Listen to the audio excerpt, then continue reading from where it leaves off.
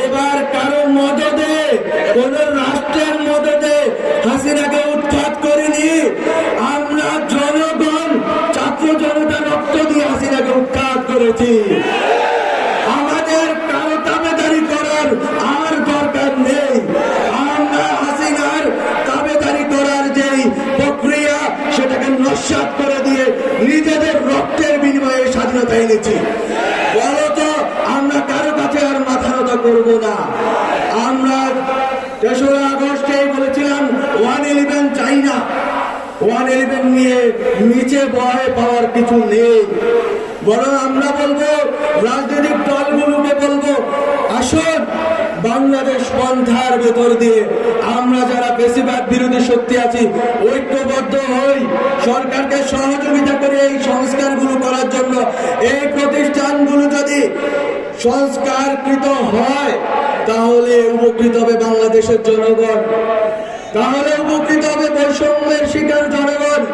আপনারা যদি আপনাদের সদিচ্ছা থাকলে আপনারা এই সরকারকে সর্বতোভাবে সহযোগিতা করবেন এবং এই সংস্কারের কার্যক্রম শেষ হওয়া পর আমরা একটি সুষ্ঠু গণতান্ত্রিক নির্বাচনের মাধ্যমে ক্ষমতা হস্তান্তরের দিকে এগোবো।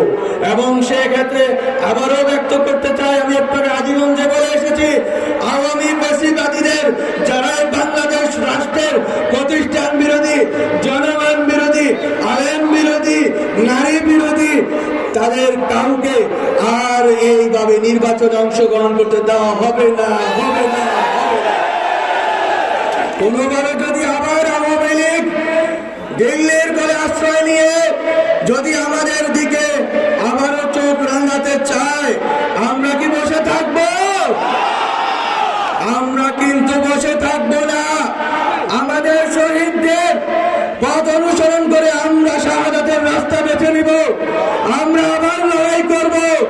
আমরা আওয়ামী লীগের ফ্যাসিস্ট শুধুমাত্র শাসন ব্যবস্থাকে উৎখাত করে সন্তুষ্ট নই, বরং আওয়ামী ফ্যাসিজমের যত অবশিষ্ট বাংলাদেশে বিভিন্ন প্রান্তে প্রশাসনে, শিক্ষা মানে সাংস্কৃতিক অঙ্গনে রয়ে গেছে, তাদেরকেও আমরা বিচারের আওতায় আনব। তাদেরকে বিচারের আওতায় এনে আমরা শহীদদের যেই আকাঙ্ক্ষা ছিল, এই আকাঙ্ক্ষার বাস্তবায়নের দিকে এগোবো। আমরা বিচারের সাথে সাথে আমরা সংস্কারের কাজের কথা বলছি। অলরেডি অনেকগুলো কমিশন সংস্কারের প্রস্তাবনা প্রস্তুত করেছেন। খুব শীঘ্রই রাজনৈতিক দলগুলোর সাথে ঐকমত্যের ভিত্তিতে আমরা যে সংস্কার না করলেই নয়, নির্বাচনের পূর্বে সে সকল সংস্কার করতে চাই।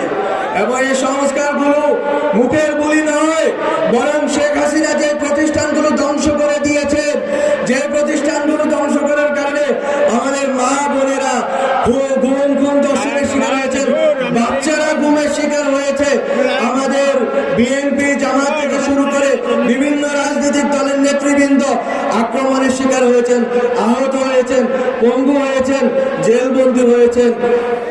আমাদের সবার সেই যে প্রেরণা ছিল যে এই প্রতিষ্ঠানগুলো হাসিনাকে সাবস্টেনশিয়েট করেছে, হাসিনাকে টিকিয়ে রেখেছিল, সেই প্রতিষ্ঠানগুলোকে একই রকম রেখে আমরা নির্বাচন করতে পারি না।